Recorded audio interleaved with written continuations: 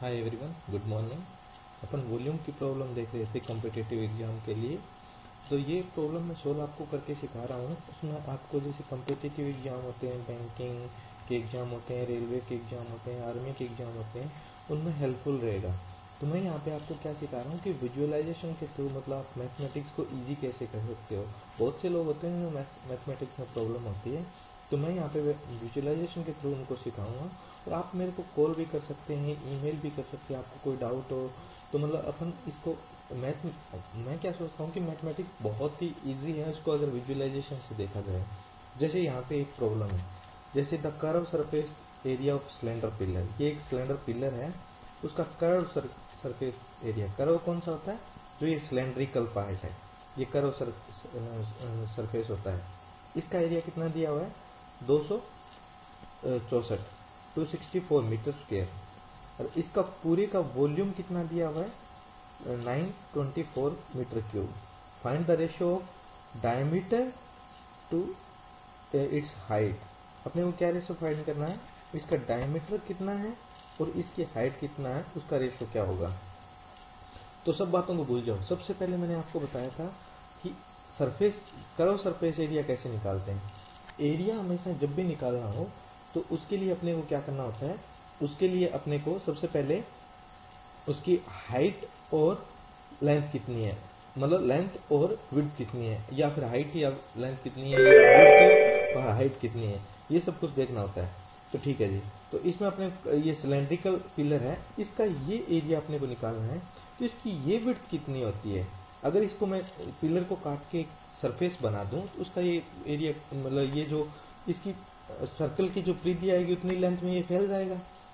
तो सर्कल की परिधि क्या होती है? 2πr। और इसकी हाइट को इससे मल्टीप्लाई कर दूं तो इसका क्या होगा? एरिया आ जाएगा कर्व सरफेस का। तो क्या होगा? 2πr into H. और दूसरी बात, इसने वॉल्यूम दिया हुआ है इसका। तो वॉल्यूम मैंने बताया था, जब भी आपको वॉल्यूम निकालना हो तो उसका एरिया इंटू हाइट कर दिया। तो ये जो ये ऊपर वाला सर्कल है, इसका एरिया कितना होता है? एरिया होता है πr² कोई सर्कल का। और उसकी πr² कितनी बार कितना लंबा है? इसका लंबा कितना है? जितनी इसकी हाइट है। तो इसका वॉल्यूम कितना होगा? 2πr²h। और मैंने सिलेंड्रिकल पिलर का जो एरिया बताया था वो कितना था? 2πrh। तो 2πrh डिवाइडेड बाई πr²h करेंगे तो अपने पास h से h कट के अपने पास r की वैल्यू आ जाएगी πr²h। ये तो कितना हो गया? ये तो एरिया जो सिलेंड्रिकल का वॉल्यूम हो गया। और πr 2πrh कितना हो गया? ये जो सिलेंड्रिकल भाग का ये अपने को दिया हुआ है। तो h से h काट दिया, r से एक r काट दिया, पाई से पाई काट दिया। तो ऊपर कितना बच गया? r बच गया और नीचे बच गया 2। तो r/2 equal to 924 divided by 264। तो r की 2 उधर ले गए तो r की ओवरऑल काटने पीटने के बाद वैल्यू बच गई वो 7 मीटर बच गई। इस वॉल्यूम प्रॉब्लम में सब कुछ अपने को मीटर में दिया हुआ है तो कोई प्रॉब्लम नहीं है। तो 7 मीटर इसकी रेडियस आ गई। अब अब अपने पास रेडियस है। अगर अपने ये 2πr दिया हुआ है, इसकी वैल्यू 2πr की वैल्यू कितनी है? 264। रेडियस है तो इससे हाइट की वैल्यू निकल सकती है अपने पास। तो हाइट की वैल्यू निकालने के लिए 264 डिवाइडेड बाई 2πr।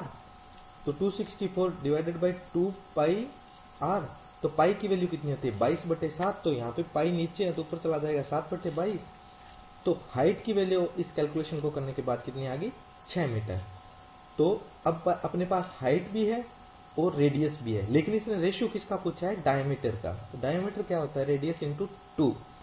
तो 2r की वैल्यू कितनी होगी? 14। और h की वैल्यू है 6।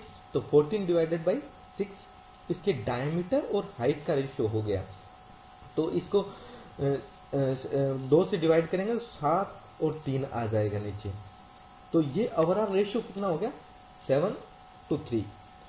तो अपने को जब भी कॉम्पिटिटिव एग्जाम की तैयारी कर रहे हैं तो अपने को सबसे पहले ध्यान रखना होता है मैथमेटिक्स की प्रॉब्लम सॉल्व करते टाइम कि उसने एक्चुअली में पूछा क्या है और क्या निकालना है अपने को।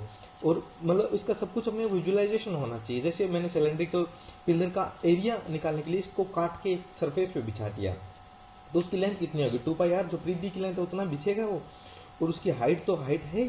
और वॉल्यूम के निकालने का तरीका मैंने बताया था कि एरिया इंटू लेंथ या हाइट जो भी हो उसको कर दिया जाए तो उसका वॉल्यूम आ जाता है।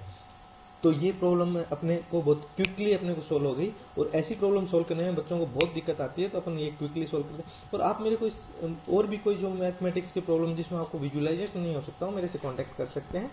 मैं बेस्ट तरीके बताऊंगा मैथमेटिक्स में। मैंने यहाँ पे मतलब मैथमेटिक्स को टॉप किया है, तो मेरे पास बहुत ही क्विक शॉर्ट ट्रिक है IBPS की और बैंकिंग एग्जाम की, रेलवे की, anything, any competitive exam I should say, even SSC। Okay, thank you, bye bye.